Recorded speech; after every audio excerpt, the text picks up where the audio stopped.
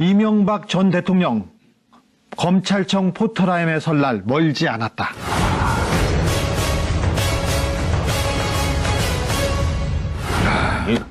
주진우 기자는 역시 이명박 전 대통령을 이명박 귀신이. 네, 이명박 바라기, 이명박 네. 숭배자. 최근에 막 거의 이명박 귀신. MB 전문 기자. 네. 지난번에 제가 판도라에 나와서 MB 고속도로가 열렸다 이렇게 얘기했습니다. 아니 그렇게 말씀을 하셨는데 네. 그 뒤로 김관진 전 국방장관도 다시 구속적 부심에서 석방이 됐고. 네, 김태효 네네. 전 비서관도 구속영장 기각됐고요. 그 부분에서 잘안 진전이 되잖아요. 없었고요. 예. 그다음에 국정원 댓글이나 그 국정원과 관련된 MB의 여러 의혹들도 진전이 그러게요. 없는 예, 것처럼 예. 보이지 않습니까? 네. 그런데 그 고속도로에 접어든 만큼 진전이 많습니다. 진전이 많습니다. 그래서 그 부분은 제가 저 5가지 일단 5차선 도로를 간략하게 좀 얘기를 해 일단 주실 수 달려봐요. 있을까요? 그럴까요? 네. 군 사이버사 댓글 사건 얘기 있었습니다. 네. 이거는 김태효, 김관진의 구속이 안 되면서 약간 차질을 빚고 있다. 네. 근데 그 상태에서도 밑에선 계속 수사가 아직 진행되고 모른다. 있고, 예. 네. 군 특별히 김관진 전 장관 주변을 계속 수사하고 있어서 여기에서도 성과가 나올 거라고 생각합니다. 네. 그리고 국정원 댓글 사건 이 부분도 수사가 되고 있는데 그 부분은 예전에 다 돼 있기 때문에 그렇게 어렵지 않아요. 근데 이 부분을 가지고 이명박 대통령이 직접 지시했느냐 이거는 또 따져볼 문제입니다. 네. 근데 여기에 뭐가 있냐면요. 원세훈 전 국정원장이 특수활동비를 유용한 내용들이 많아요. 그래서 이 부분 수사가 이명박 대통령한테 가는 굉장히 지름길이 될 아니 아직 가능성이 근데 큽니다. 원세훈 전 원장은 이명박 전 대통령하고의 관계에 대해서는 전혀 발언이 없잖아요. 아니요. 수사는 돼 있는데 그 부분이 지금 언론에 공개되지는 않았습니다. 그게 이제 거기에서도 밝혀지면 국고횡령죄죠. 네. 이건 굉장히 무거운 형이야. 박근혜 정권의 특수활동비에 대해서는 보도가 나왔고 네, 네. 여러 명이 구속됐죠. 전 국정원장들도 그렇고요. 근데 원세훈에 대한 특수활동비와 원세훈의 전행에 대해서는 수사가 많이 돼 있는데 아직 오픈이 안 됐습니다. 여기까지 두 번째고요. 그리고는 다스. 3차선이 닿습니까? 다스인데 다스에서 어제 저녁 그리고 오늘 새벽까지 다스의 핵심 당사자들이 들어갔었고요. 그리고 다스 관련 일을 했던 청와대 행정관도 와서 조사를 받았고 네. 그리고 다스 직원들도 와서 조사를 받았는데 청와대에 가서 보고를 했다는 내용이 있습니다. 그리고 자금의 흐름 그리고 해외에서 움직인 돈들 특별히 해외에 있는 다스 지사들은 거의 대부분이 알짜 회사는 이시영 씨, 그러니까 이명박 전 대통령의 아들한테 넘어간 상태예요.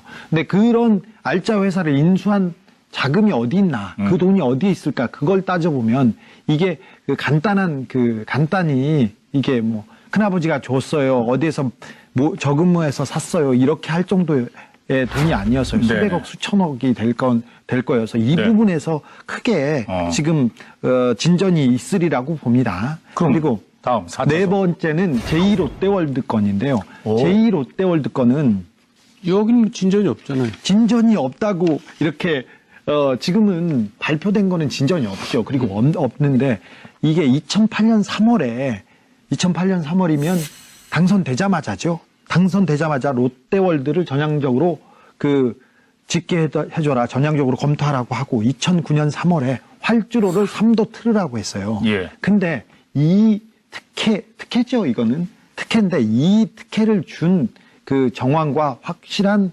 내용이 청와대 문건에서 발견이 됐습니다.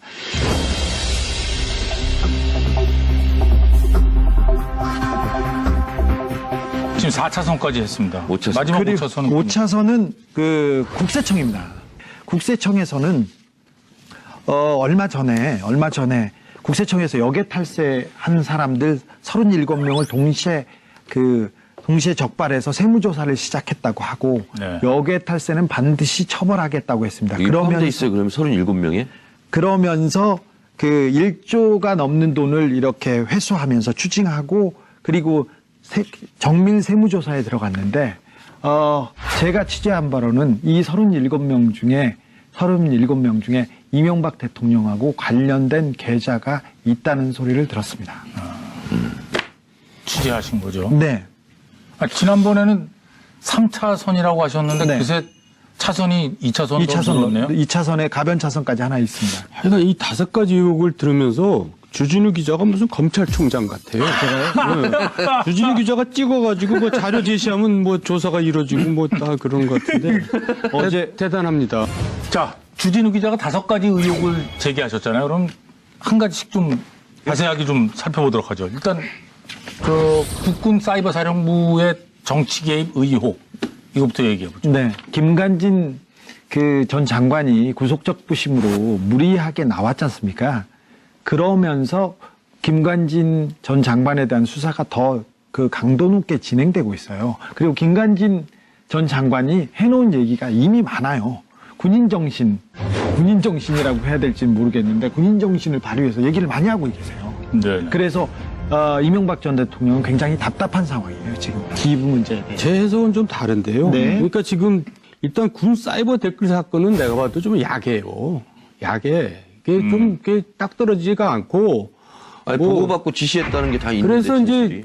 이제 내가 생각해도 우리가 감이라는 게 있잖아요. 그동안 또 살아온 게 있으니까. 네. 그러면 이건 야가다. 이 역시 야가다 보니까 이제 자꾸 기각되고 뭐 경찰 기각되고 구속적 부심에서 나오고 그런단 말이에요. 그래서 주진우 기자가 지금 헛물 키고 있는 게 아닌가 제가 이제 그렇게 생각했는데 아닌 게 아니라 다스로 옮겨가더라고요. 지금 경찰 수사가. 김관진 그 전 장관이 구속적 부심으로 무리하게 나왔지 않습니까? 보통 이 형사법상 아무런 이유 없이 며칠 만에 구속적 부심이 이렇게 행해진 거는 굉장히 이례적인 일인데 이게 조금 무리수인데 구속적 부심이 청구됐을 때 김관진은 맞겠구나 이걸 왜 했지 보통 구속됐는데 구속적 부심이라는 게 있으니까 그걸로 빼주세요 이렇게 얘기하지 않습니까? 네. 그럼 변호사들이 다 혼내요. 그냥 있으세요. 그냥 미움만 사요.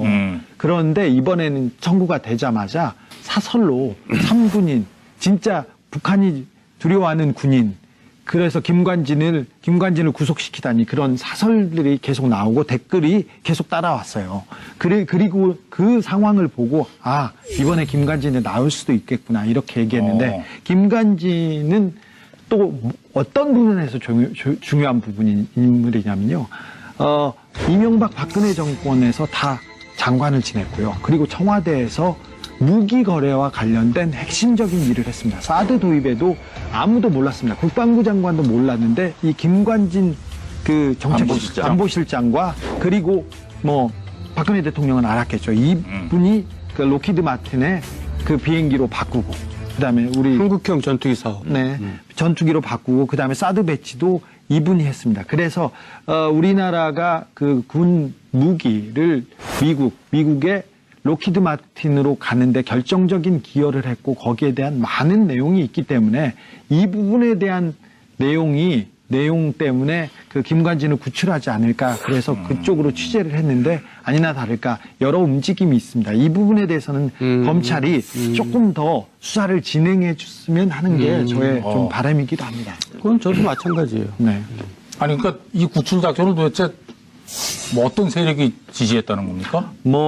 누가 지시했다고 볼 수는 없지만 우리 사회를 주도했던 메인스트림이라는 사람들이 군과 그다음에 재벌과 그리고 이명박 박근혜 대통령인데 이제 박근혜 대통령 주변은 거의 힘을 잃었으니 몇 안 되는 그런 군수 마피아들 이런 사람들 특별히 이분들은 미국과의 커넥션이 명확하게 있는 사람들인데 이런 메인스트림에서 김관진을 빼내지 않았을까 구출 작전이 실행되지 않았을까 저는 그렇게 보고 있습니다. 그렇게 보고 있는 거죠. 네. 구출 작전을 했다면 김관진을 구출하면 제일 이익을 보는 세력이 있을 거 아니에요.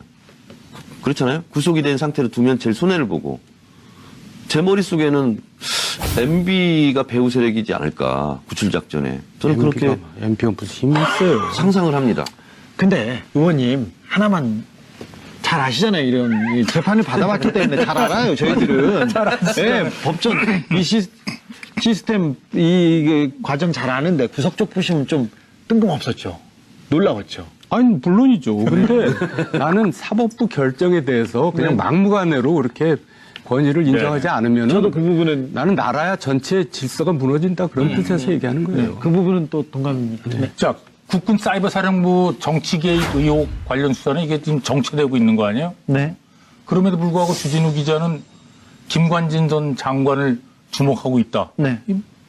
그 이유가 뭡니까? 군의 정치 개입, 군의 대선 개입보다 더 심각한 범죄는 사실 없어요. 군이 정치에 나서면 이건 쿠데타의 일종입니다. 근데 엄중하게 처벌을 해야 되는데 이 부분은 MB와의 관련성, 지시 보고를 이걸 입증해내는 데는 그 굉장히 어려울 수도 있어요. 그리고 군 사이버사 댓글은 수사를 철저히 해야 되고 국정원 댓글도 수사를 철저히 해야 되는데 네. 이걸로는 이명박 대통령을 구속시키는 데는 굉장히 쉽지 않은 내용입니다. 그렇죠? 네. 일단 지시 내용을 확증할 수 있는 증거가 나오지 않는 한. 예. 증언이 나온다고 해서 진술만 가지고는 어렵거든요. 어렵거든요. 김관진 장관은 이미 진술을 한 상태예요. 그런데 이거는 국가의 기간만과 관련된 얘기입니다. 국방, 무기, 그리고 네. 미국과의 관계 이런 모든 것이 여기 함축돼 있기 때문에 어렵고 더디더라도 이 부분은 수사를 계속 아주 세밀하게 해서 조금이라도 성과를 갖는 것이 우리 진짜 안보, 진짜 이 나라를 지키는 안보에 대한 의미도 되새기는 일이라고 생각해서 이 부분 수사는 꼭 최종의 부대들이 들어가서 시간이 걸리더라도 계속해서 그 수사에 매진해 줬으면 하는 게 바람입니다. 자, 갈 길이 멉니다. 2차선으로 바로 넘어갑니다. 그러니까 이명박 전 대통령의 구속 임박 가능성. 그 두 번째 이유로 원세훈 전 국정원장을 꼽으셨는데 결정적인 이유는 뭡니까? 원세훈 원장이 입이 쌉니다. 지금까지는 별 얘기 없으신 것 같은데. 얘기는 많이 하셨는데 이게 보도에 안 나와서 그렇지. 원세훈 국정원장이 말 많이 해요. 말 많이 하죠. 혼자서 그냥 막 떠들어요. 네. 아, 그래요? 저는 올해 같이 근무를 했잖아요. 그리고 뭐 배짱이나 그리고 정보에 대한 마인드 그리고 국가에 대한 철학 이런 거 별로 없으시죠? 그런 건 없고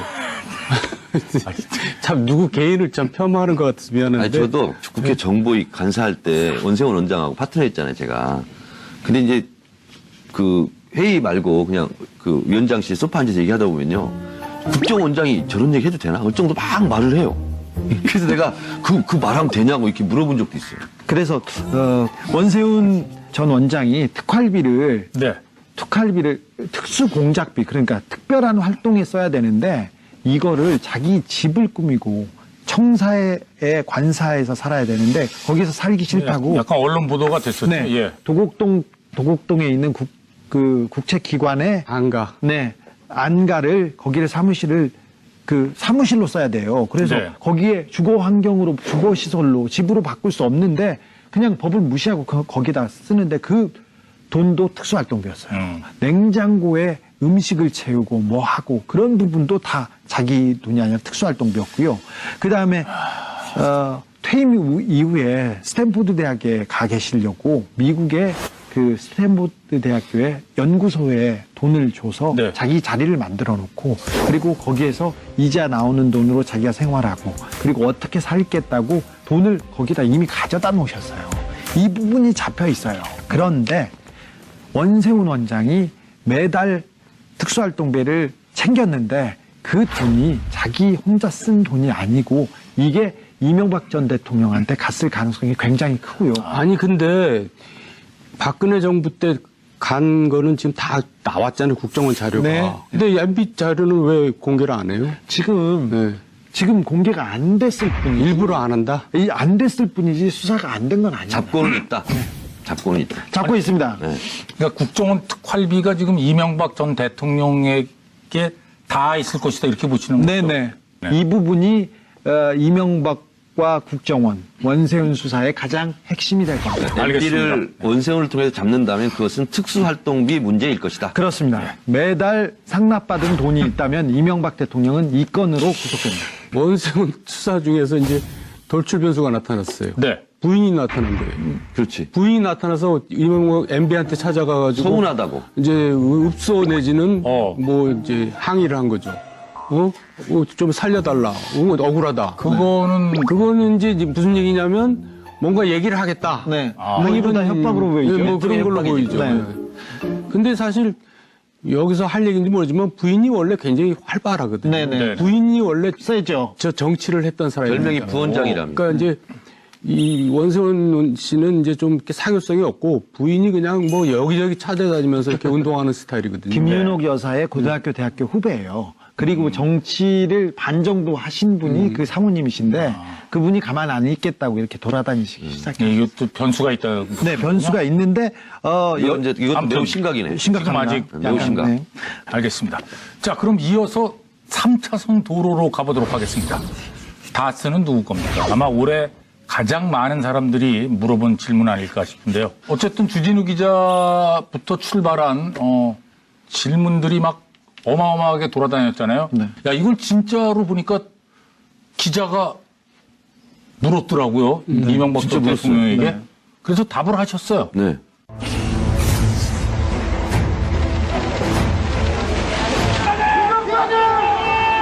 국민들이 다스는 누구 거냐 이렇게 묻고 있습니다. 이 부분에 한 말씀 부탁드립니다. 그런 나인된 물을 일은 아닌 것 같습니다. 나인된 물을 일은 아닌 것 같습니다. 예.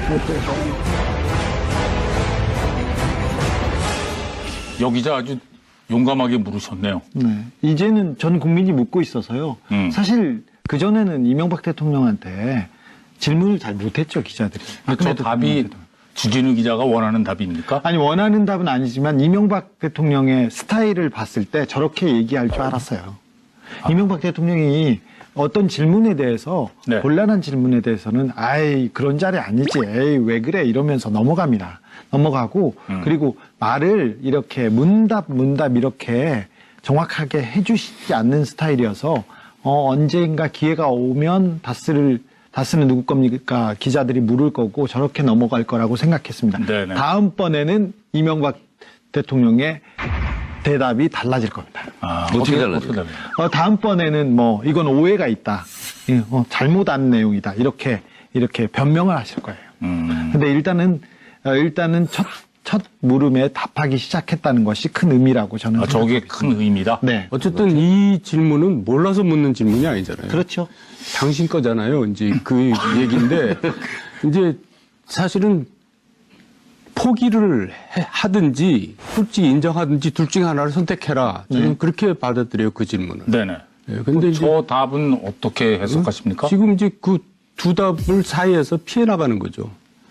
그런데 결국 두 답 중에 한 답을 해야 돼요, 이제. 아니, 그러니까 답은 그 두 개 중에 하나밖에 없다는 겁니까? 그렇죠. 다스를 그걸 포기하든지 포기하든지 뭐내 거라고. 다스는 내 거다라고 얘기하든지 예. 저 질문에 결국은 답해야 될 때가 곧 옵니다. 그것도 멀지 않았다고 봅니다. 제가 이제 주 기자가 시사인에서 특종한 거 있잖아요. 이거를 다 읽어봤어요, 자세하게. 이게 이제 운전기사, 이상은 씨 운전기사. 이게 풀스토리 다 써놓은 거. 다스의 이상은 회장의 운전기사인 네, 거죠? 김종백 씨라고.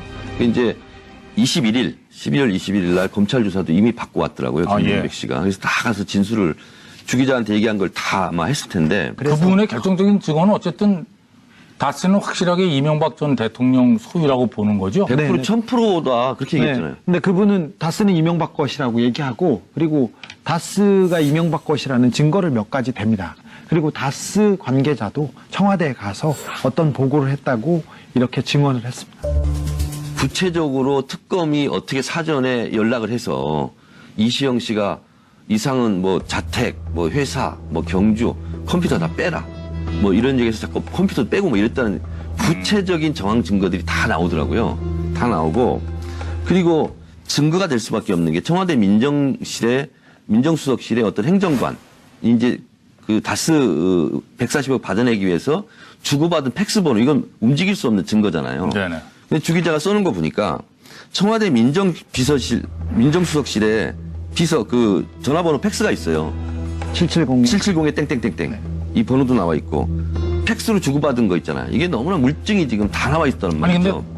팩스를 주고받았다고 해도 팩스 문건이 있지 않은 다음에 그게 뭐 문건이 다 있잖아요. 문건이 다는 없는데 인사를 주고받았다고 그럴 수도 있잖아요. 문건 네, 그럴 수도 있어요. 예전에 메리 라디오에서 크리스마스. 네. 팩스로 저 신청곡 받은 적도 있거든요. 네. 글쎄. 네. 네. 뭐 MB 크리스마스 그렇게 보낼 수도 있잖아요, 팩스로. 그런데 받은 자료 중에 몇 개를 제가 제출을 했어요. 그래서 저기 김종백 씨 인터뷰는 그 문서로 증거로 이게 확증이 가능한 것만 썼어요, 제가. 예. 수많은 얘기를 했으면 사실 저하고 6개월 넘게 오랜 얘기를 거두고 나누고 나서 나왔어요. 저는 그분이 얼굴이 공개돼서 삶이 조금 불편해지는 걸 원치 않았는데, 자기가 떳떳한 아버지이고 싶다. 그리고 사회가 이렇게 이렇게 어지러운데, 그리고 MB가 이렇게 사회를 어지럽혔는데 이걸 그냥 보고 넘어갈 수는 없다고 해서 정의로움으로 이렇게 나왔는데, 그래서 6개월 넘게 이렇게 얘기하고 나머지 검증해서 몇 개 부분만 가지고 얘기한 겁니다. 그리고 이제 제가 지난번에 한 얘기지만 MB께서도 아까 저렇게 얘기하시면 안 되는 게 이제 저한테도 여러 자리에서 있는 자리에서 얘기했을 거예요. 그 다스의 그 탄생 배경을 그렇게 얘기했거든요. 정세영 전 현대자동차 회장께서 권유를 해가지고 네. 하게 됐다. 그리고 그 현대건설에서 저 공장까지 다 지어줬다. 그렇게 얘기했거든요. 아니, 근데 예. 그걸 왜 자기한테 물어보면 안 돼? 본인 소유라고 얘기하면 뭐가 큰일이 나는 겁니까? 어떻게 되는 겁니까? 주가 조작 사건에 본인도 이제 들어가게 되잖아요. 그렇게 되면. 그러니까 인정하기가 좀 어려운 건데, 이 김종백 씨 증언을 보니까 이게 진짜 이 도망갈 구석이 없어지는 게 뭐냐면, 이분이 실제로 지어서 이런 얘기를 못해요. 예를 들면, 이상은 씨는 누워서 조사를 받았다. 병원에서. 그 얘기를 안 보면 할 수가 없잖아요. 증언이. 그리고 경남 양산 고물상에서 1톤 트럭 세대 분량의 서류를 사전에 연락받고 폐기 처분했다. 본인이 알고 있는 거예요. 그리고 아까 말했듯이 뭐 이게 컴퓨터 예전에 빼라. 특검 조사 시의 상황. 그런 상황을 얘기하는 겁니다. 그리고서 이분이 주 기자가 취재에서도 밝혀졌지만 이분도 증언하는 것이 서울시장 시절입니까? 그 양재동 현대자동차 그 사업을 못 짓는 땅을 허가를 해줘서 짓게 되고 다스 2공장, 3공장을 확장할 수 있었다. 뭐 이런 것이 대가성 있는 거 아니겠어요? 네네. 근데 이런 증언들을 이게 왜냐면 이분 옆에서 다 지켜본 사람 아니야. 이명박도 경주 가면 운전했고 김윤홍 여사도 운전했고 이상은도 운전했고 집사처럼 뭐 그 얽혀진 형제들의 관계를 다 아는 분이 증언을 했고 기사도 이렇게 나왔지만 검찰에 가서도 이렇게 다 증언을 했다면 진술을 했다면 그걸 이제 검사들이 확인만 하면 되겠죠. 굉장히 저는 이명박은 위험한 상황이다. 정호영 전 특검이 비자금 의혹에 대해서 그게 다스 비자금이 아니고 그 직원의 횡령금이었다 이렇게 발표를 했잖아요. 네. 이건 어떻게 보십니까? 말도 안 되는 얘기를 하고 있어 진짜. 개인 직원이 어떻게 120억을 그리고 그 직원이 그럼 개인 비리라면 그 사람을 조사하고 뭐 구속을 시켜야지. 120억을 개인 회사에서 횡령했는데 그분은 아무런 책임을 지지도 않고요. 잘 살고 있습니다. 그리고 그래요? 네, 그 돈을 찾아다가 그냥 그 다스에다 갖다 줬는데 아무런 누구한테도 책임을 묻지 않았어요. 그런데 120억이 돈이 어디 비자금으로 숨겨 있었으면 그때 다스 특검에서 그 용처나 그 내용에 대해서 물어야 될 거 아닙니까? 그런데 개인이 횡령을 했다, 개인이 숨겨놨던 돈이었다 이렇게 얘기하는 것 자체가 그 정호영 특검이 그 직무를 유기하고 자기. 그래도 그걸 그냥 도로 갖다 놓고 끝났어요? 네, 아무도 문제 제기하지 않고 아무도 문제 삼지 않았어요. 법적으로도 120억인데. 이거 어떻게 보십니까? 우리가 특검하면 뭐 대단한 것 같지만 특검이 대단하지가 않아요. 뭐냐면 특검만 있고 특별하긴 밑에 하잖아요. 있는 저기 직원들은 다 원래 검찰청에 있는 검사들과 수사관들이 와서 일하거든요. 네. 그러니까 특검이 박영수 특검처럼 진짜 천지가 개벽돼가지고 세상이 바뀐 다음에 임명되면 이제 뭘 뜻 의지를 가지고 하지만 보통 특검들은 그냥 설렁설렁 일하거나 별 의지도 없습니다. 그러니까 결국 기존 검찰에서 하는 일하고 특검에서 하는 일하고 별 차이가 없어요. 그러니까 뭐 특검 하는데 뭐 정호영 씨도 그냥 대강 뭐 또 하고 말은 거죠. 특별히 그때는 이명박 대통령이 당선자 시절에 특검을 네. 행했다. 더군다나 당선자 네. 시절이니까. 꼬리곰탕 네, 가장 힘이 셀 때여서 뭐 저분이 그렇게 의지를 의지를 보이지도 않았는데 의지를 가지고 뭐 수사할 수 없었다고 저는 보고 있어요. 대통령보다 더 높은 사람이 누군지 알죠? 당선이죠. 네. 의지를 보일 수도 없는 상황이었네, 그러니까. 그래도 특검이라면 국민이 보고 있다. 그리고 역사에 남을 뿐이니까 자기가 한 점 부끄러움 없이 한 점은 부끄러울 수도 있어요. 근데 조금 부끄러움 없이 얘기를 해야 되는데 이분은 부끄러움 많게 꼬리곰탕 드시고 그냥 한 점 정도는 괜찮은데 네. 2점이었다는 얘기. 너무 많았어요. 근데 이분이 이제 이 정호영 특검에 대한 수사를 착수했다, 네. 착수한다라고 발표하니까 거기에 이제 대응해서 보도자료를 낸 거예요. 네, 그것이 참 네. 부끄러운 일이죠. 그러니까요. 네. 근데 이분이 꼬리곰탕 먹고 수사했다면서요. 근데 끝냈다면서 꼬리곰탕 먹으면서. 네. 삼청각에서. 근데 꼬리를 잡힐 것 같아요. 저는. 오늘 감기로 좀 투병 중이시죠? 지금 사실상 지금 환우 중입니다. 고정해 주세요.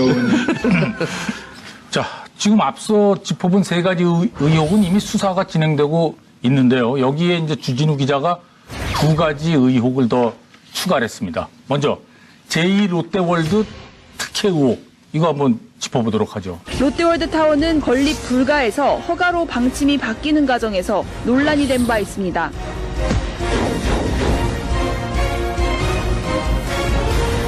국가안보실에서 롯데월드타워 인허가와 관련된 문건도 발견한 것으로 확인됐습니다.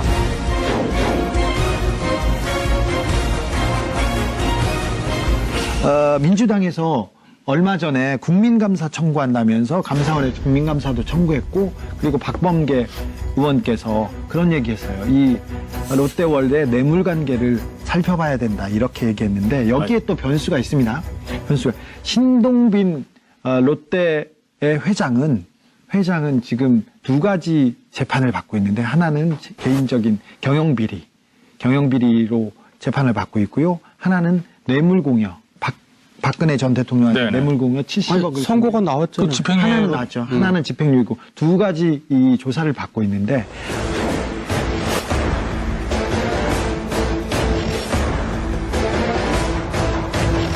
이 수사를 받고 있는 내용 전에 형제난이 있었잖아요. 롯데에서. 신동주, 신동빈. 네. 근데 그때 검찰에서 조사를 받다가 롯데의 이명박 전 대통령 주변의 뇌물 관계에 대해서 구체적인 진술이 나왔었어요. 근데 그 부분이 그때는 빛을 보지 않았는데 그게 여기 이 두 가지 수사와 그리고 그 내용들이 어우러져서 롯데월드에서 오히려 쉽게 그 결과를 낼 수 있는 가능성이 좀 있습니다. 이것도 심각이네요. 네, 이거 심각합니다. 그러니까 저는 제 개인적으로는 사실 롯데월드가 저는 옛날부터 좀 마음에 많이 걸려요. 이게 제일 큰 일이다. 사실 그렇게 십몇 년 동안 공군에서 십몇 년이 뭡니까? 그렇습니다. 몇십 년 동안 공군에서 반대하는 거였고 네. 몇 대 정권을 거치면서 안 된다고 한 거거든요. 거죠? 예. 그거를 이제 그냥 작정한 듯이 그냥 밀어붙여갖고 했는데 그 부분에 대해서는 이제 사실 뭐라고 얘기했냐면 투자 활성화, 뭐 일자리 창출, 뭐 이제 이런 경제적인 측면에서 선의로 해야 된다고 것이다. 얘기를 예. 했죠. 근데 실제로 이제 그렇게 할 수도 있잖아요. 네. 근데 결국 이제 대가가 있어야지 문제가 되는 거 아닙니까? 네. 그렇죠. 근데 이제 그 대가도 이제 뭔가 나온다 네, 이거예요. 그렇습니다. 취재한 거예요. 아, 예. 네. 아, 이거 상상한 게 아니고. 그렇죠. 내용. 아주 상상으로 보이신 거예요? 지금까지 제가 이 상상력으로 여기까지 버텼으면 괜찮게요. 네. 네. 지금 4차선까지 했습니다. 5차선. 마지막 그리고 5차선은 5차선은 그 국세청입니다.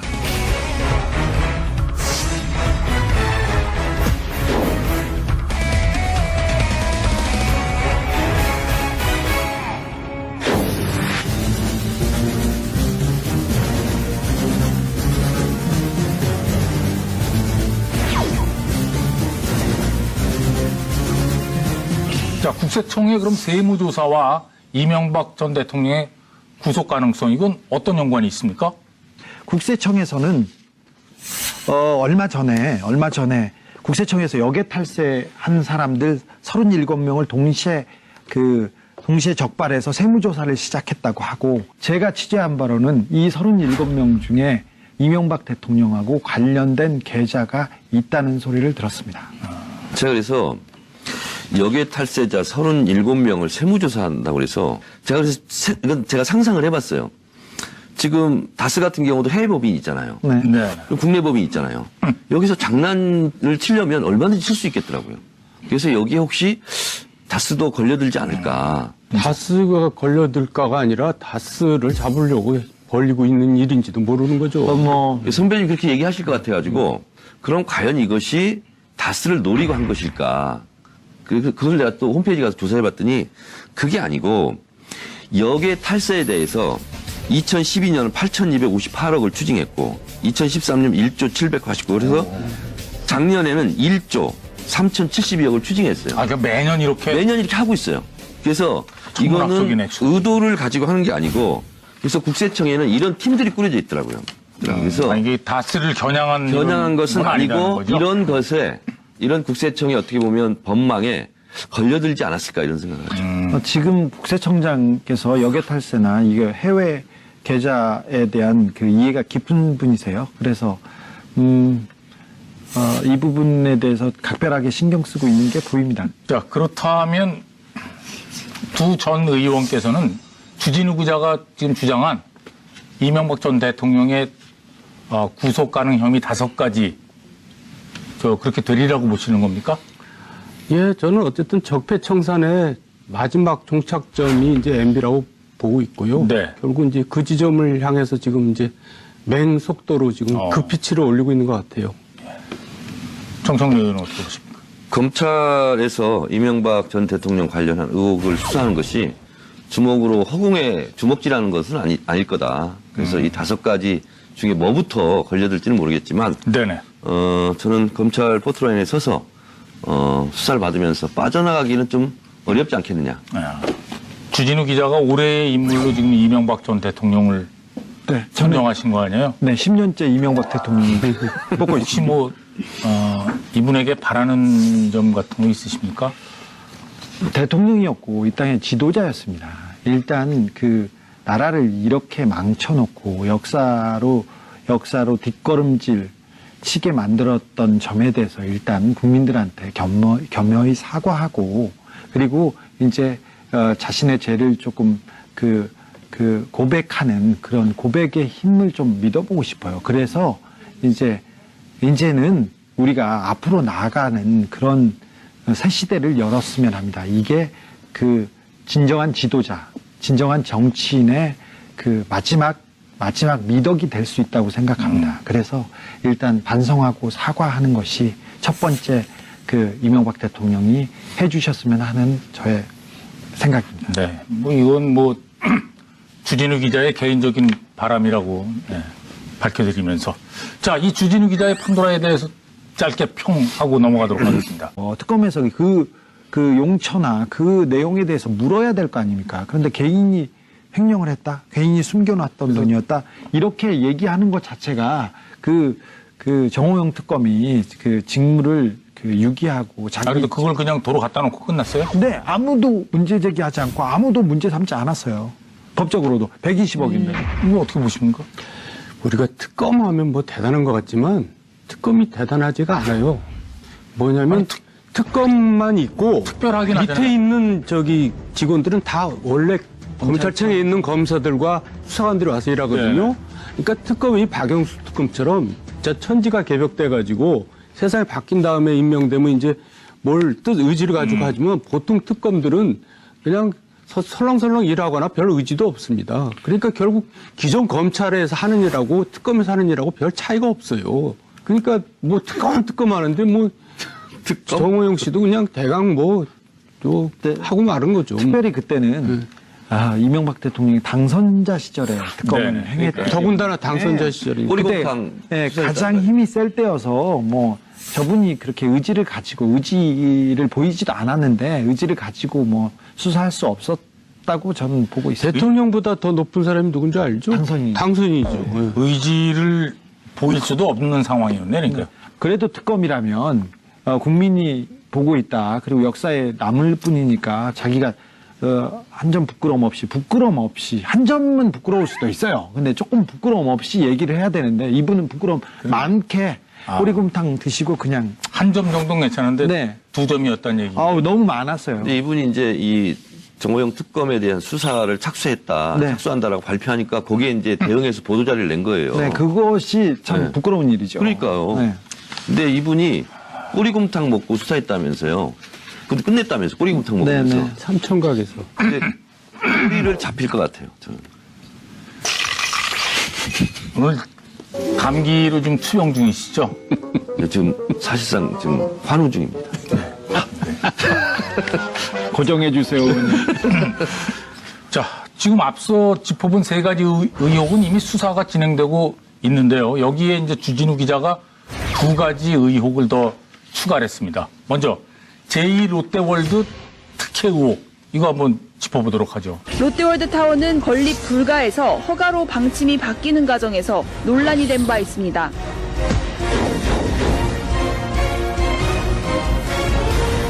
국가안보실에서 롯데월드타워 인허가와 관련된 문건도 발견한 것으로 확인됐습니다.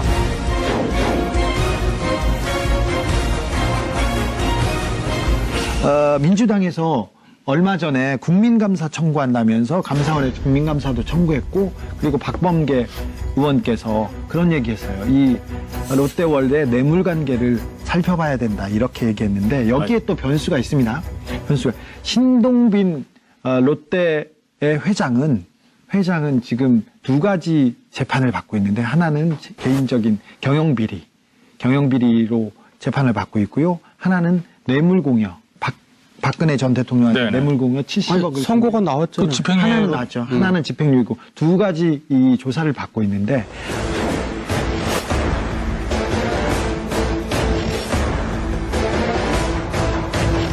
이 수사를 받고 있는 내용 전에 형제난이 있었잖아요. 그러니까 롯데에서. 신동주, 신동빈. 네. 근데 그때 검찰에서 조사를 받다가 롯데의 이명박 전 대통령 주변의 뇌물 관계에 대해서 구체적인 진술이 나왔었어요. 근데 그 부분이 그때는 빛을 보지 않았는데, 그게 여기 이 두 가지 수사와 그리고 그 내용들이 어우러져서 롯데월드에서 오히려 쉽게 그 결과를 낼 수 있는 가능성이 좀 있습니다. 이것도 심각이네요. 네, 이거 심각합니다. 그러니까 저는 제 개인적으로는 사실 롯데월드가 저는 옛날부터 좀 마음에 많이 걸려요. 이게 제일 큰 왜냐하면 일이다. 사실 그렇게 십몇 년 동안 공군에서 십몇 년이 뭡니까? 그렇습니다. 몇십 년 동안 공군에서 반대하는 거였고, 네. 몇 대 정권을 거치면서 안 된다고 안 된다고 한 거거든요. 거죠? 예. 그거를 이제 그냥 작정한 듯이 그냥 밀어붙여갖고 했는데, 그 부분에 대해서는 이제 사실 뭐라고 얘기했냐면 투자 활성화, 뭐 일자리 창출, 뭐 이제 이런 경제적인 측면에서 선의로 해야 된다고 얘기를 했죠. 근데 실제로 이제 그렇게 할 수도 있잖아요. 네. 근데 결국 이제 대가가 있어야지 문제가 되는 거 아닙니까? 네. 그렇죠. 이제 그 대가도 이제 뭔가 나온다 이거예요. 네, 그렇습니다. 취재한 거예요. 아, 예. 네. 이거 상상한 게 아니고. 그렇죠. 내용. 아주 상상으로 보이신 거예요? 지금까지 제가 이 상상력으로 여기까지 버텼으면 괜찮게요. 네. 지금 4차선까지 했습니다. 5차선. 마지막 그리고 5차선은 5차선은 그 국세청입니다.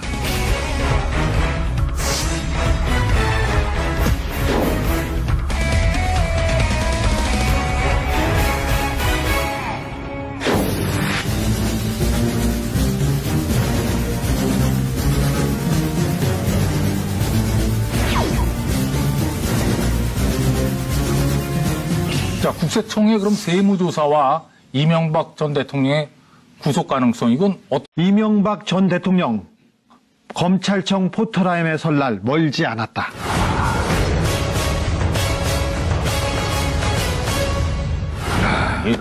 주진우 기자는 역시 이명박 전 대통령을 이명박 귀신이에요. 네, 이명박 바라기, 이명박 네. 숭배자. 최근에 막 거의 이명박 귀신. MB 전문 기자. 네. 지난번에 제가 판도라에 나와서 MB 고속도로가 열렸다 이렇게 얘기했습니다. 아니 그렇게 말씀을 하셨는데 네. 그 뒤로 저 김관진 전 국방장관도 다시 저 구속적 부심에서 저 석방이 됐고, 네, 김태효 네네 전 비서관도 소송 요청 기각됐고, 기각됐고요. 그 부분에서 잘안 진전이 되잖아요. 없었고요. 예. 그다음에 국정원 댓글이나 그 국정원과 관련된 MB의 여러 의혹들도 진전이 그러게요. 없는 예, 것처럼 예. 보이지 않습니까? 네. 그런데 그 고속도로에 접어든 만큼 진전이 많습니다.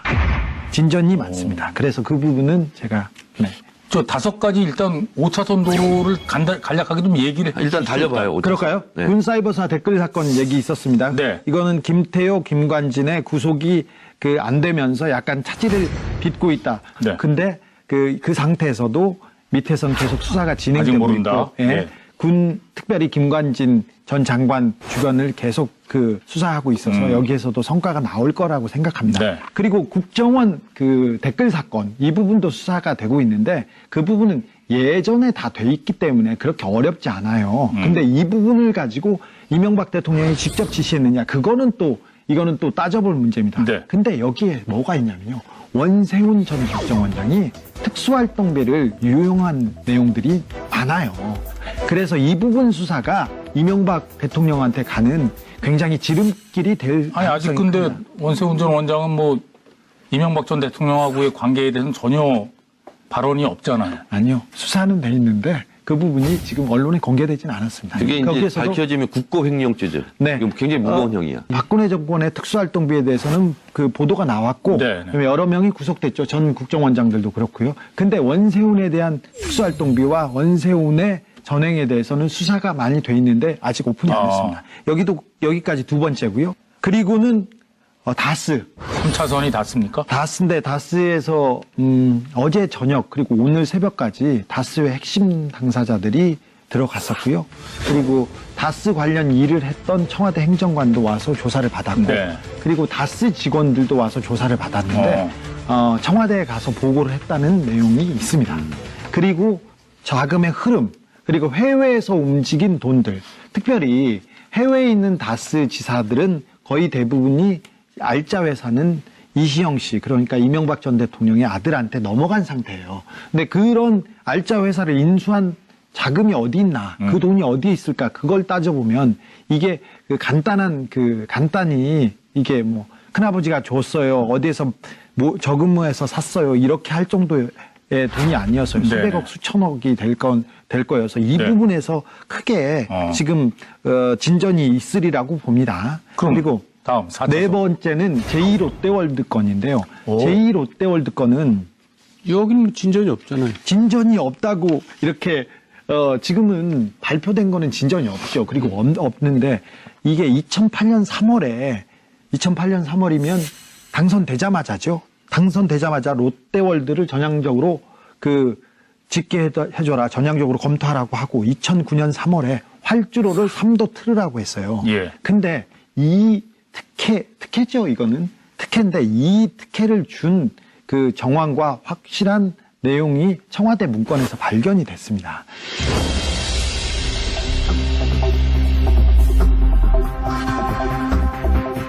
지금 4차선까지 했습니다. 5차선. 마지막 그리고 5차선은 5차선은 국세청입니다. 국세청에서는 얼마 전에 국세청에서 역외 탈세한 사람들 37명을 동시에 적발해서 세무조사를 시작했다고 하고 네. 역외 탈세는 반드시 처벌하겠다고 했습니다. 이게 포함돼 있어요. 그러면 37명에? 그러면서 1조가 넘는 돈을 이렇게 회수하면서 추징하고 그리고 정밀 세무조사에 들어갔는데 제가 취재한 바로는 이 37명 중에 이명박 대통령하고 관련된 계좌가 있다는 소리를 들었습니다. 취재하신 거죠? 네. 지난번에는 3차선이라고 하셨는데 네. 그새 차선이 2차선으로 늘었네요. 2차선에 가변 차선까지 하나 있습니다. 하여간 이 5가지 의혹을 들으면서 주진우 기자가 무슨 검찰총장 같아요. 네. 주진우 기자가 찍어가지고 뭐 자료 제시하면 뭐 조사가 이루어지고 뭐 다 그런 것 같은데 대단합니다.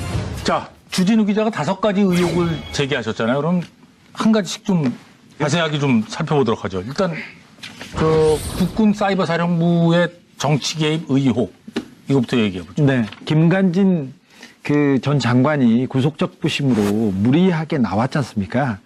그러면서 김관진 전 장관에 대한 수사가 더 강도 높게 진행되고 있어요. 그리고 김관진 전 장관이 해놓은 얘기가 이미 많아요. 군인정신이라고 해야 될지는 모르겠는데 군인정신을 발휘해서 얘기를 많이 하고 계세요. 네. 그래서 이명박 전 대통령은 굉장히 답답한 상황이에요, 지금. 기부 문제에 대해서. 제 해석은 좀 다른데요. 네. 그러니까 지금 일단 군 사이버 댓글 사건은 내가 봐도 좀 야해요. 야해. 이게 좀 딱 떨어지지가 않고. 아니, 뭐 보고받고 지시했다는 게 다 있는데. 그래서 진술이. 이제 내가 생각해도 우리가 감이라는 게 있잖아요. 그동안 또 살아온 게 있으니까. 네. 그러면 이건 야가다. 역시 야가다 보니까 이제 자꾸 기각되고 뭐 경찰 기각되고 구속조가 부심해서 나오고 그런단 말이에요. 그래서 주진우 기자가 지금 헛물 키고 있는 게 아닌가 제가 이제 그렇게 생각했는데 아닌 게 아니라 다스로 옮겨가더라고요. 지금 경찰 수사가. 김관진 그 전 장관이 구속적 부심으로 무리하게 나왔지 않습니까? 보통 이 형사법상 아무런 이유 없이 며칠 만에 구속적 부심이 이렇게 행해진 거는 굉장히 이례적인 일인데 이게 조금 무리수인데 구속적 부심이 청구됐을 때 김관진은 맞겠구나 이걸 왜 했지 보통 구속됐는데 구속적 부심이라는 게 있으니까 그걸로 빼주세요 이렇게 얘기하지 않습니까? 네. 그럼 변호사들이 다 혼내요. 그냥 있으세요. 그냥 미움만 사요. 그런데 이번에는 청구가 되자마자 사설로 3군인 진짜 북한이 두려워하는 군인 그래서 김관진을 구속시키다니 그런 사설들이 계속 나오고 댓글이 계속 따라왔어요. 그리고 그 상황을 보고 이번에 김관진이 나올 수도 있겠구나 이렇게 얘기했는데 김관진은 또 어떤 부분에서 중요한 부분인 인물이냐면요.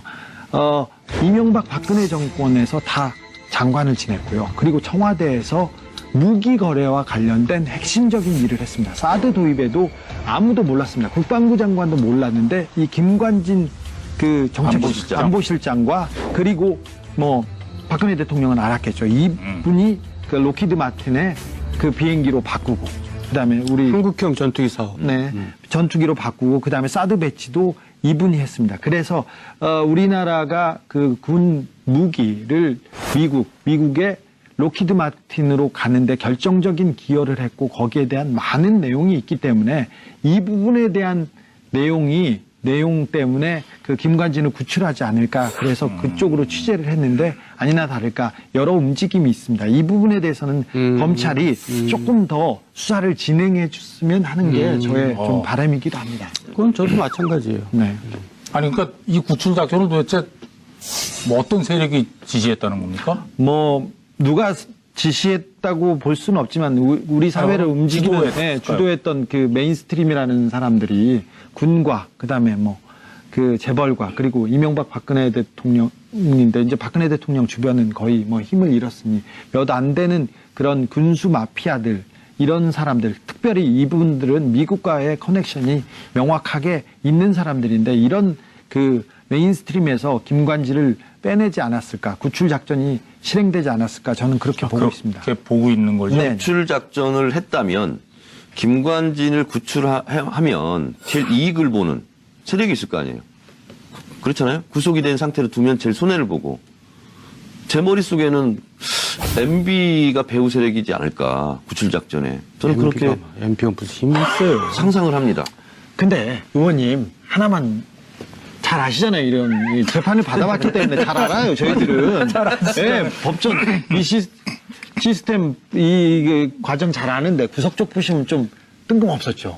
놀라웠죠. 아니 물론이죠. 근데 나는 사법부 결정에 대해서 그냥 막무가내로 그렇게 권위를 인정하지 않으면 저도 그 부분은 나는 나라야 전체 질서가 무너진다 그런 뜻에서 얘기하는 거예요. 그 부분은 또 동감입니다. 네. 자, 국군 사이버 사령부 정치 개입 의혹 관련 수사는 이게 지금 정체되고 있는 거 아니에요? 네. 그럼에도 불구하고 주진우 기자는 김관진 전 장관을 주목하고 있다. 네. 그 이유가 뭡니까? 군의 정치 개입, 군의 대선 개입보다 더 심각한 범죄는 사실 없어요.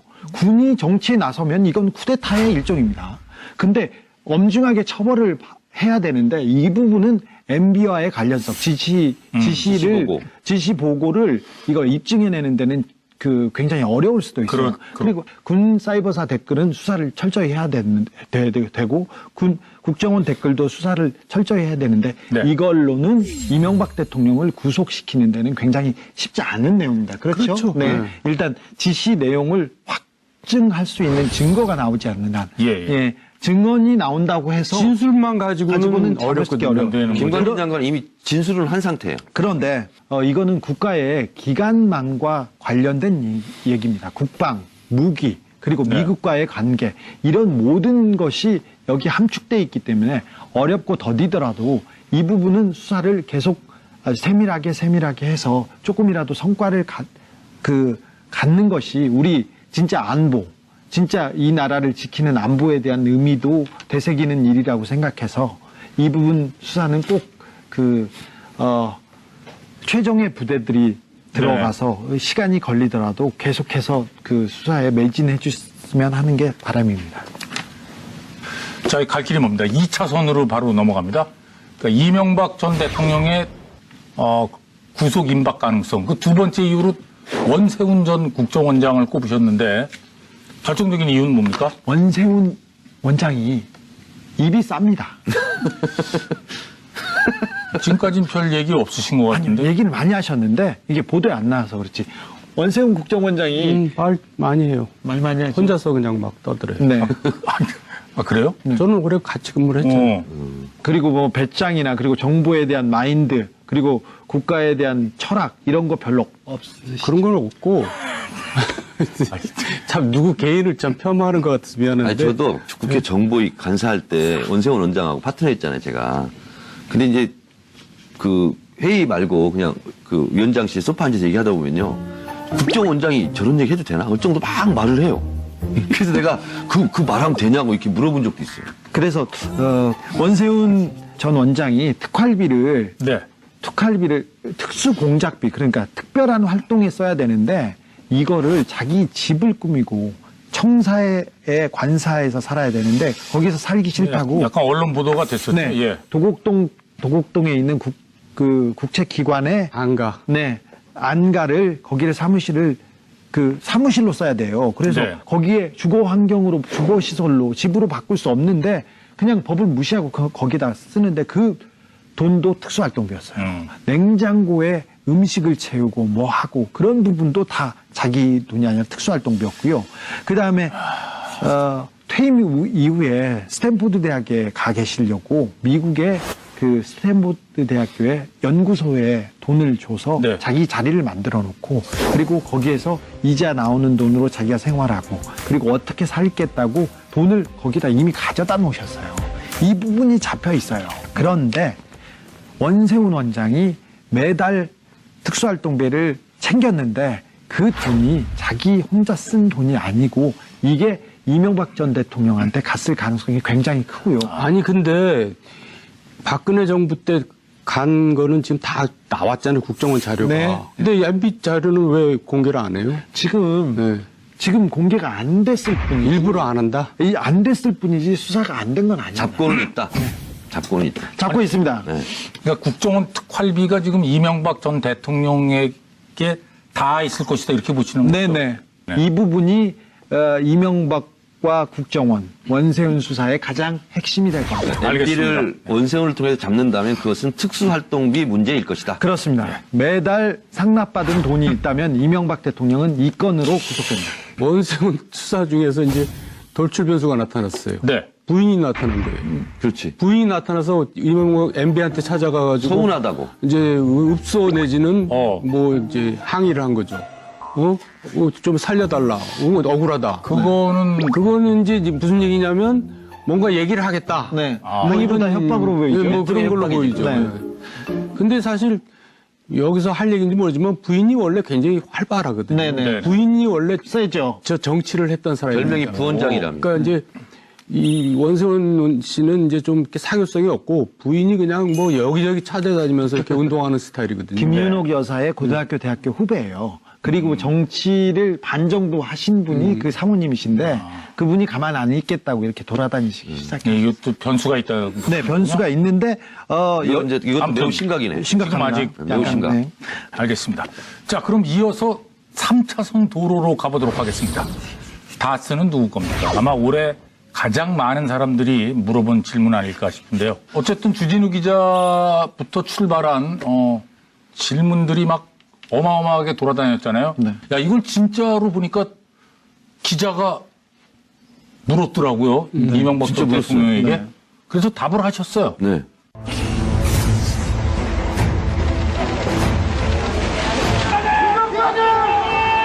국민들이 다스는 누구 거냐 이렇게 묻고 있습니다. 이 부분에 한 말씀 부탁드립니다. 그런 나인된 물을 일은 아닌 것 같습니다.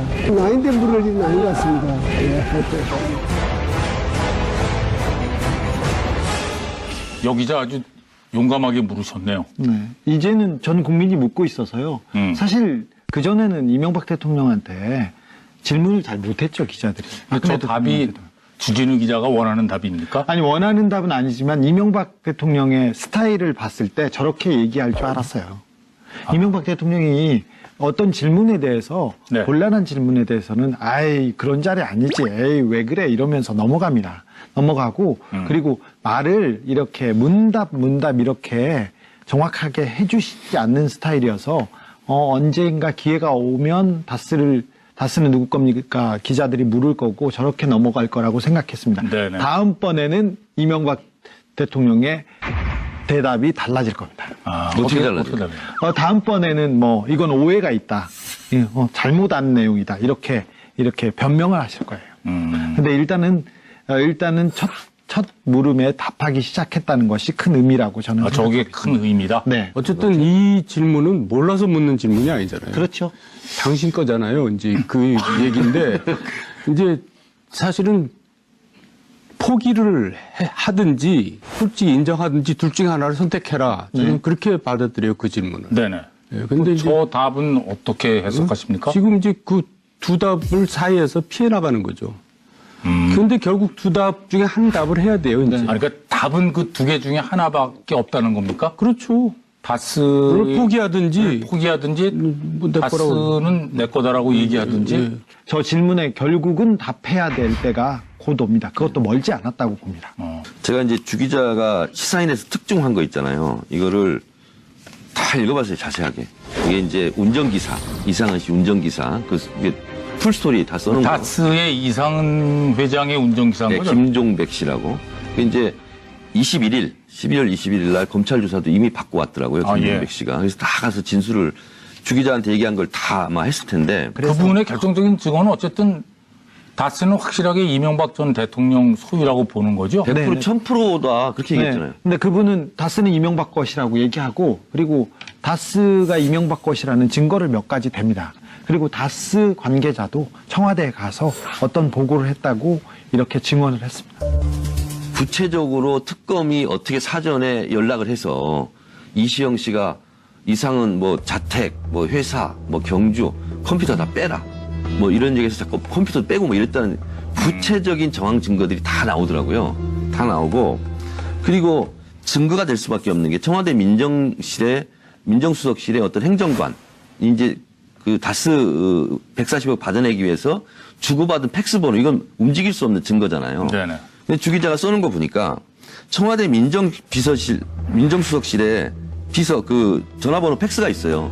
770에 땡땡땡땡. 이 번호도 나와 있고 팩스로 주고받은 거 있잖아요. 이게 너무나 물증이 지금 다 나와 있다는 아니 말이죠. 근데 팩스를 주고받았다고 해도 팩스 문건이 있지 않은 다음에 그게 뭐 문건이 다 있잖아요. 문건이 다는 없는데 인사를 주고받았다고 그럴 수도 있잖아요. 문건 네, 그럴 수도 있어요. 예전에 메리 라디오에서 크리스마스. 네. 팩스로 저 신청곡 받은 적도 있거든요. 글쎄. 네. 뭐 MB 크리스마스 그렇게 보낼 수도 있잖아요, 팩스로. 그런데 받은 자료 중에 몇 개를 제가 제출을 했어요. 그래서 저기 김종백 씨 인터뷰는 그 문서로 증거로 이게 확증이 가능한 것만 썼어요, 제가. 예. 수많은 얘기를 했습니다. 사실 저하고 6개월 넘게 오랜 얘기를 거두고 나누고 나서 나왔어요. 저는 그분이 얼굴이 공개돼서 삶이 조금 불편해지는 걸 원치 않았는데, 자기가 떳떳한 아버지이고 싶다. 그리고 사회가 이렇게 어지러운데, 그리고 MB가 이렇게 사회를 어지럽혔는데 이걸 그냥 보고 넘어갈 수는 없다고 해서 정의로움으로 이렇게 나왔는데 그래서 6개월 넘게 이렇게 얘기하고 나머지 검증해서 몇 개 부분만 가지고 얘기한 겁니다. 그리고 이제 제가 지난번에 한 얘기지만 MB께서도 아까 저렇게 얘기하시면 안 되는 게 이제 저한테도 여러 자리에서 있는 자리에서 얘기했을 거예요. 다스의 그 탄생 배경을 그렇게 얘기했거든요. 정세영 전 현대자동차 회장께서 권유를 해가지고 네. 하게 됐다. 어. 그리고 그 현대건설에서 저 공장까지 다 지어줬다. 그렇게 얘기했거든요. 아니, 근데 예. 그걸 왜 자기한테 물어보면 안 돼? 본인 소유라고 얘기하면 뭐가 큰일이 나는 겁니까? 어떻게 되는 겁니까? 주가 조작 사건에 본인도 이제 들어가게 되잖아요. 그렇게 되면. 그러니까 인정하기가 좀 어려운 건데, 이 김종백 씨 증언을 보니까 이게 진짜 이 도망갈 구석이 없어지는 게 뭐냐면, 이분이 실제로 지어서 이런 얘기를 못해요. 예를 들면, 이상은 씨는 누워서 조사를 받았다. 병원에서. 그 얘기를 안 보면 할 수가 없잖아요. 증언이.